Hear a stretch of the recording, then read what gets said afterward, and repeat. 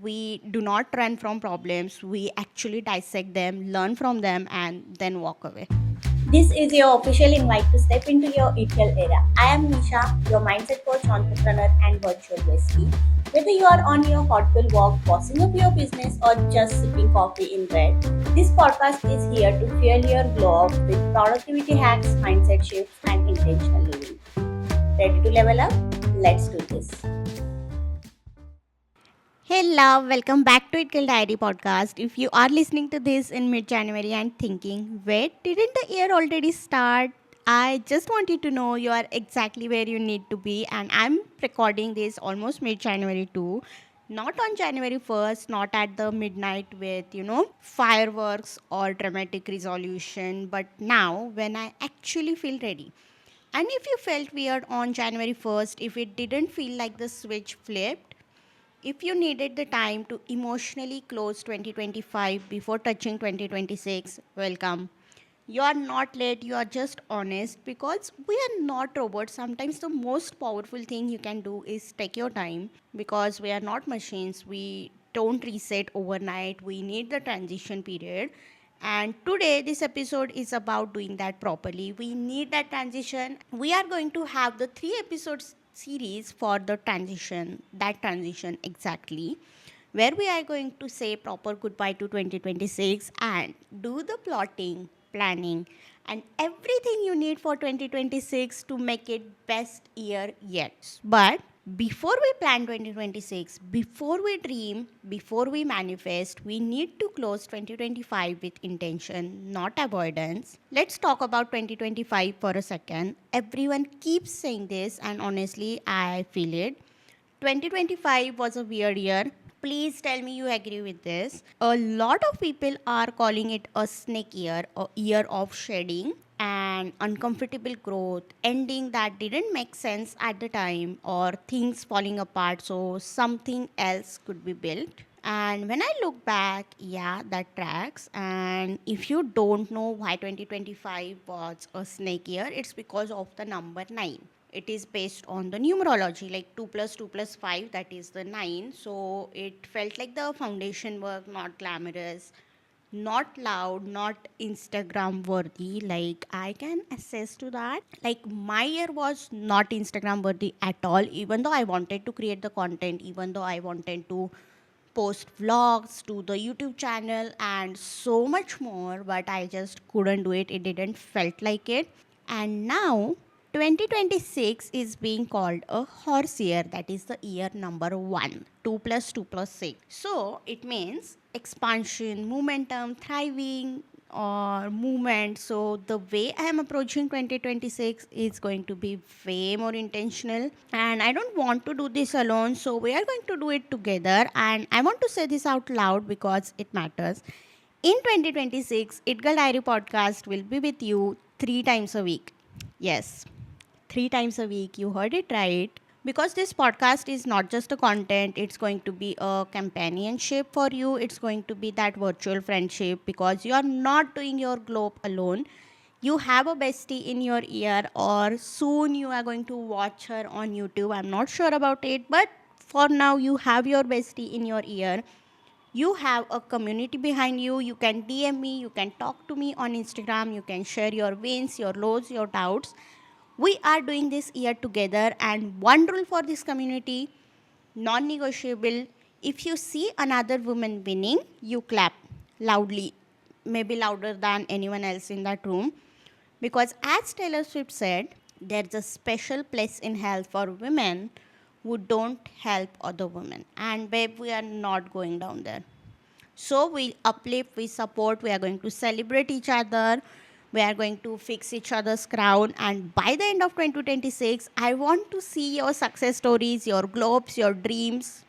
And yes, we will celebrate you properly. But first, we are going to close 2025. But this year, we are going to be together 3 times a week, every Monday, Wednesday, and Friday, 8 a.m. IST, Indian Standard Time. You are going to have a brand new episode. I am super excited for that, and I just want to build this community so badly that I just want to have this group of girls who are really ambitious, who want to become the best version of their lives. and I'm so passionate about this work. So let's just do it together. So grab your journal or your notes app or just sit and listen for now. We are starting with the reflection. And no, it is not going to be punishment. This is not why did I mess up? Why wasn't I disciplined enough? No, no, no, no, no. This is going to be what actually happened, because you know what? We are all it girls and we do not run from problems. We actually dissect them, learn from them, and then walk away. First of all, obviously, we are going to starting on the positive note. We are going to write down wins, even the quiet ones. So start here because your brain loves to skip this part and we keep underestimating ourselves. So we keep ignoring the wins. So we are going to write down what did work in 2025, what are you proud of, what did you survive, and most importantly, what version of you showed up when things were hard. I came up with this question because first, when you look at the numbers, sometimes numbers doesn't looks like a win, because I was going through LinkedIn, and if you know LinkedIn, you know what goes down there, right? On the last week of December or even on the first week of January, everyone was posting about their wins in terms of numbers. Like, I got this many clients, I got this many, team members, or this was my revenue, this were my, following numbers and whatnot. So it was all based on the numbers. And sometimes we are not winning in terms of numbers, but we are becoming, and that is also the win, because sometimes you have that period in your life where you are just building the foundation, and then the next year could be the year of thriving and expansion. So even in that foundation, you have to acknowledge that you showed up even when you felt like things are not working in your favor, or you felt like everything is going wrong, and even though you were resilient enough to show up every single day and you didn't give up, you are still here, still trying, and that is a win, because you become the person who can now handle the success gracefully, because you have been humbled down by your losses, or sometimes just the situation those were not meant for you, or you know what I mean. So some wins don't look flashy, it is just there. And even resting is win, leaving something or someone is a win, saying no is a win, or even choosing yourself is a win. So write it down. If you have leave someone behind, that is a win, because it takes a courageous person to walk away from someone or something. And if you did it, congratulations, you already have one win in your pocket. So write it down, because we don't move forward by ignoring the process. That process itself is the win, because it made you the person who you are today. Moving forward to the next thing, which is going to be the habits, and this is the big one for me, like habits that didn't work. And we are not going to shame, because when I was journaling, I went down that rabbit hole of shaming or feeling just guilty for having some habits that actually didn't help me. But gently ask yourself, what habits didn't support me, or what routines trained me, or what did I force because I thought I should. And this is the data, and we are going to use this statistics so that we can improve our lives in 2026. And it is no way in any shape or form is a failure. If habit didn't work, it doesn't mean you failed, it means that habit wasn't aligned. That's it. It doesn't mean anything, it doesn't define you, it doesn't mean anything about you. It was simply wasn't aligned. That's it. So drop the guilt, keep the lesson. So write down all the habits that didn't work. And for me, the habit was, okay, it's the big one, the binge eating. Oh my god, I didn't even realize I was doing that until I analyzed something. I started counting calories, and then I realized, okay, my lunch, breakfast, and dinner is on point, but I do binge eating the snacks or ice cream whenever I am feeling anxious. Actually, even today I did that. When I was feeling anxious, I literally ate ice cream. That just calms my nerve. So that was the bad habit I wasn't even aware of. So there could be few habits that you are not aware of, but when you dig deeper, you will realize that this is bad for me. I have to leave it. And let me tell you one thing, that habits, you cannot leave the habits in one day. Like, you can decide for it, but sometimes your brain, your body, your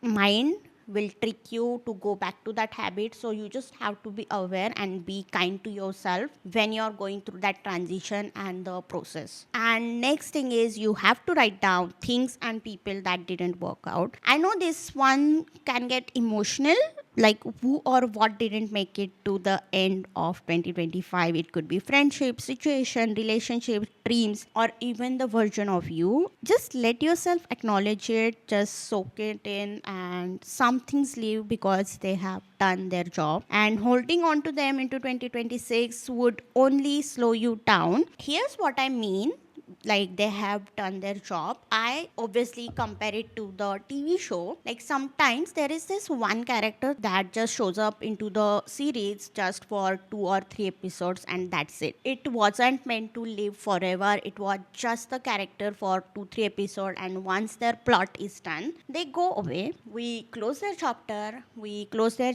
and move on with only the friend circle or only the main characters of that TV show. And life works out that way only. So if someone leaves you, it doesn't mean anything. It's just that they have done their job for this lifetime. They were meant to be in your life for just a year or two, and that's it. Actually, it's helpful because instead of trying to hold on to them for so long and being miserable, you can just let go, live your life, and make a space for new people, new things. You never know. Now, this part is powerful. If there are moments from 2025 that still feel heavy, like traumatic, embarrassing, painful, we don't want to carry them forward, because why would you want the baggage of past year in new year, right?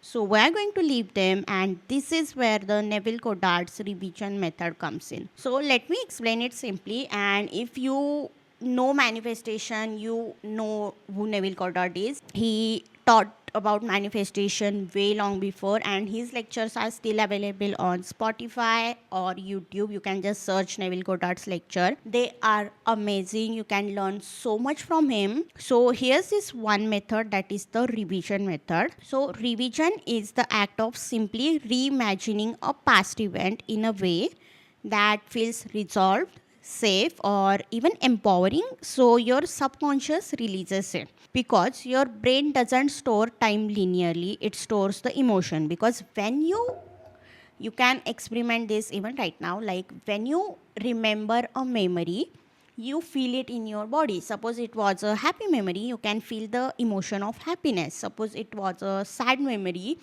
you can still feel that sadness, and sometimes even it makes you cry, because that memory is stored in your body as an emotion. So that emotion sometimes creates a block, and sometimes obviously you self sabotage because of those emotions also. So you have to revisit those emotions, and if an event still triggers you, it's still alive in your nervous system, and revision closes the loop. So, how do you do that? Let's start the experiment. Just pick one event that still hurts. It could make you angry, or it could be something that makes you angry, it could be something that makes you sad, anything. Just pick one event that still hurts you, or anything that just generates the negative emotions. Close your eyes and replay it. Yes, you have to replay it. I know it could be the hard event, like you are arguing with someone, but just start from the beginning. Why that argument, even, why did you get into that argument at the first place, and then start from there. But when you start the argument, you have to change the ending. Maybe you speak up, or you walk away calmly, you are protected, you are supported by someone, or you just feel safe. So just change the ending and feel it in your body, and do this gently. So what happens, your time is not linear. You only live in now, and that past memories that still haunts you are actually the memory you are recreating in now, because you are memorizing it, and you can feel it in your body. So the only time which is available to you is now. So so when you do that revision, your memory which was in the past, you bring that into the now, and you change the ending, so it changes the stored emotion in your body. And here's a note, if something feels too big, please seek the professional help, because that's strength, not weakness. Talk to your therapist and Just revisit those emotions and work with someone. But for many things, this revision works like a magic. We don't bring old pain into new year, so just release that pain in any way possible. Use revision or just go visit the therapist and just let it go. Just work on those emotions. I know it can be very difficult to go back to those traumatic events, but sometimes you have to face those difficult conversation and let it go.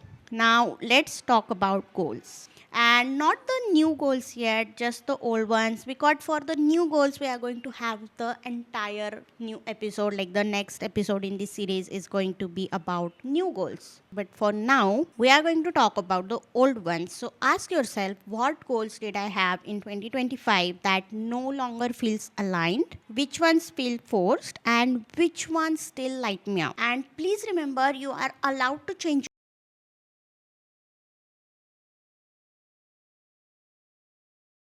at that silver play button on my vision board. I think it has been there for almost 3 years now.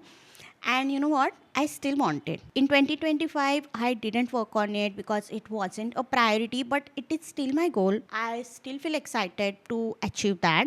So I'm consciously bringing it into 2026, and I'm not gonna guilt myself because I know I'm very aware that I did not spend any time on that goal. So I don't feel guilty, but I know I what I need to do to make that happen this year. So unfinished doesn't mean unworthy, it just means not yet. So if you haven't manifested something in given timeline, don't be sad because in divine time everything will happen if you work on it, if you pour your energy into that, and if you set your mind to something, you are going to get it. That's the universal law. Just bring it forward, add it into your 2026 vision board, and you'll get it eventually. So this is how we end 2025 properly, not by pretending it didn't hurt, not by rushing into toxic positivity, but by honoring what it was and releasing what didn't work and revising what still hurts, because carrying forward only what aligns. 2026 doesn't need to be rushed version of you. It needs an honest and aligned version of you. Go through this entire episode once again, follow the exercises, follow the activity. I know you are going to find so many things that you didn't know about yourself, because when we create 2026 vision board and goals, you are going to need those things because clarity is always better. And next episode we are going to dream big, we are going to do so many things, we are going to do the plotting and planning of 2026, and I'm so excited for that. So if this episode feels aligned, please share it with your friends because we are going to help other girls, remember? And this podcast is produced by Social Bulking. I'll see you in the next one. Bye.